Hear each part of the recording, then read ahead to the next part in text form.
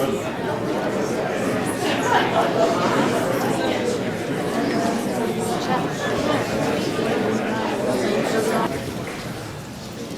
name is Bea Balbo, and I work upstairs in special collections.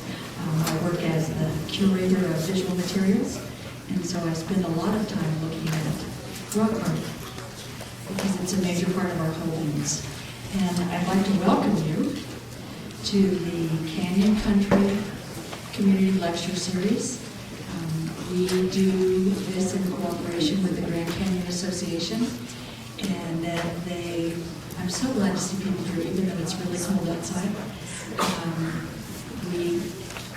I just have been to some great lectures, and one of the things I'd like to tell you is that through Helen's efforts, what began in Flagstaff set up the whole time. Yes. is now also offered in Prescott and in Glendale. And these pamphlets are back on the back table, and there's a variety of really wonderful presentations that you can go to as well as coming here. So I hope you do. I would like to introduce you to my neighbor.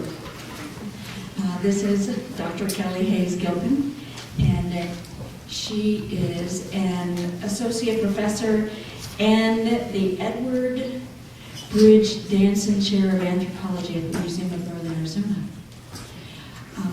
I called Kelley earlier today and said, you know, on your Vita, I saw that you had a small stint in the archives. And so, how is it that you became interested in archaeology? And she said, no. I was always interested in archaeology. It was the small stint that was in the archives. And so, she first became interested with archaeology because her dad was an avocational archaeologist working in one of the local historical societies, so she grew up with archaeology.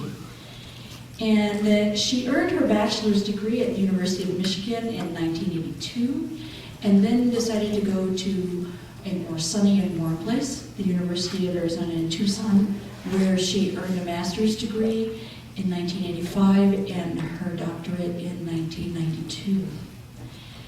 Her specialties include Southwest archaeology, ethnology, ceramics, gender, visual arts and rock art, as well as methods and theory of archaeology. And she's currently working on several publications for the Museum of Northern Arizona. And from what Kelley has told me, most of you probably know that because many of you are really well associated with the museum. And she's also working on an exhibit in collaboration with the Horticultural Preservation Office and performing curatorial tasks as well as teaching and advising in the Department of Anthropology here on the NAU campus. Tonight, Kelley is going to present an overview of the rock paintings and engravings of the Colorado Plateau. And she's going to take us through how archaeologists study them and their cultural and historical contexts.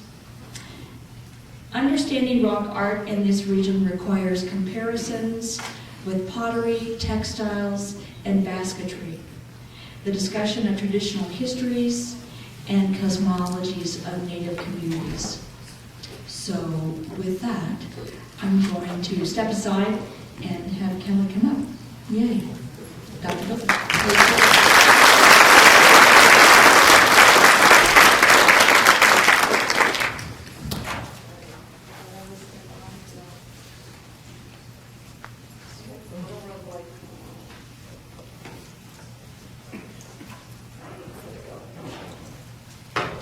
Is that on?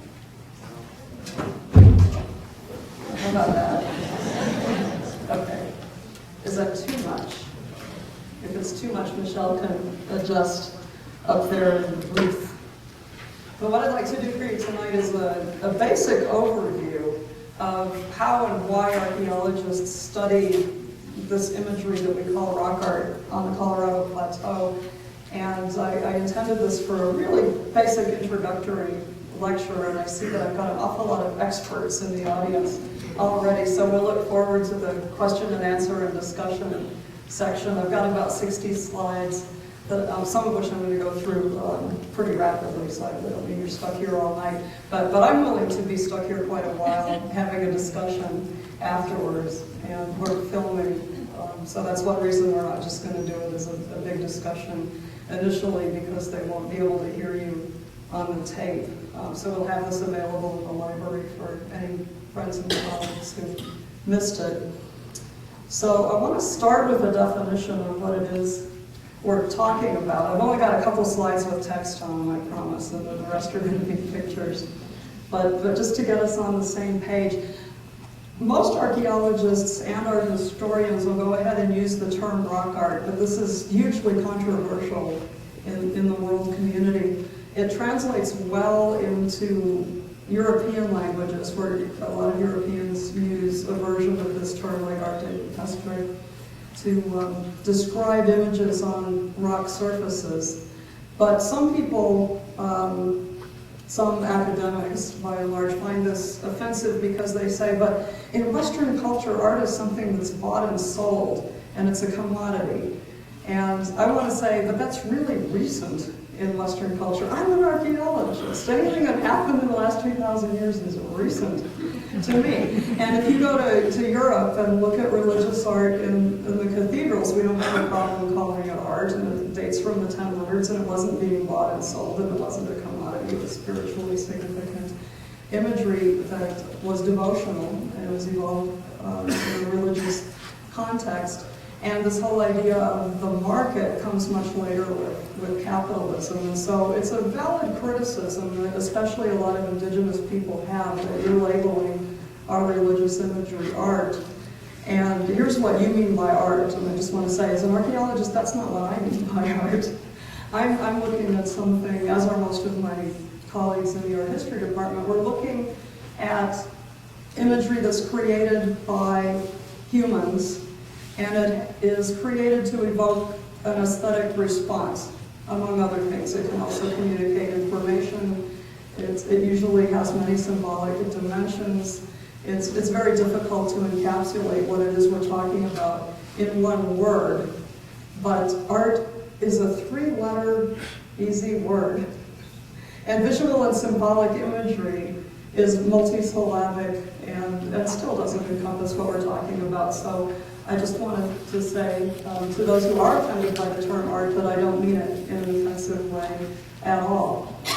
Then if we want to get technical, and some archaeologists will do this to avoid the criticism of using the term art, we have the technical term petroglyphs, which we use to describe images that are engraved or pecked or carved into a rock surface, and pictographs, which describes paintings. And a lot of Europeans will just go ahead and say, rock engravings and paintings. That works. And then in Arizona, the descendants of people who made the imagery that we're going to be looking at have their own terms for what this is and what it means, and it differs from group to group, and that's important to us as anthropologists. You can't take one term from the Hopi tribe and have that describe the rock imagery that the Navajo and the Ute and the Paiute are doing. So each group has its own term for this body of imagery that we're going to be looking at. So the Paiute will often use a term that translates as storied rocks. And that gives us an idea about what it means to them. Hopi have several terms, but the one I like the most that I'll be talking about here, it translates as footprint marks. And they're talking about the footprints of the ancestors moving across the landscape to come together in the place where they live now. And one that I just learned from a Tohono O'odham colleague from Sells, Arizona, is long ago told. And I won't try to pronounce it in Tohono O'odham, which is a language that's related to Hopi, but different enough that I have no idea how to read it. But I thought long ago told was a beautiful expression of what these images mean.